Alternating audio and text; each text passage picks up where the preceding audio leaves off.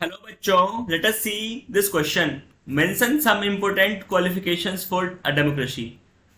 तो किसी कंट्री को डेमोक्रेटिक होने के लिए क्या क्या क्वालिफिकेशंस चाहिए, क्या क्या रिक्वायरमेंट है, उसे ही हमें मेंशन करना है। Now let us see the key concept. So the key concept is challenges of expansion. Now what is challenges of expansion? Challenges of expansion involves basic principle of democratic government across all the regions, different social groups and various institutions। तो expansion का मतलब होता है कि जितने भी democratic principal है, democratic government है, वो अलग अलग रीजन्स तक पहुंचे, अलग अलग सोशल ग्रुप्स तक पहुंचे और अलग अलग इंस्टीट्यूशंस तक पहुंचे। Now let us see the important qualifications for a democracy. The rulers elected by people must take all the major decisions.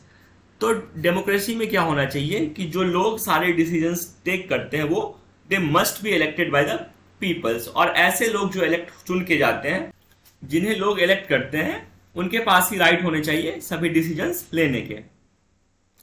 Election must offer a choice and a fair opportunity to the people to change the current rulers. Election जो होना चाहिए वो free and fair election होना चाहिए, जिससे क्या हो, लोगों के पास ये राइट रहे कि करंट रूलर्स को वो चाहे तो चेंज कर सकते हैं या फिर चाहे तो रिटेन कर सकते हैं। The equal rights and opportunity should be available to all the citizen. जितने भी सिटीजन्स हैं सभी को equal rights and equal opportunities मिलनी चाहिए। The exercise of choice must lead to a government limited by basic rules of the constitution and the citizens right. तो कोई भी गवर्नमेंट यदि इलेक्ट करके आती है तो उनके पास जितने भी राइट्स हैं, चॉइसेस हैं, वो लिमिटेड होनी चाहिए by the basic rules of the constitution.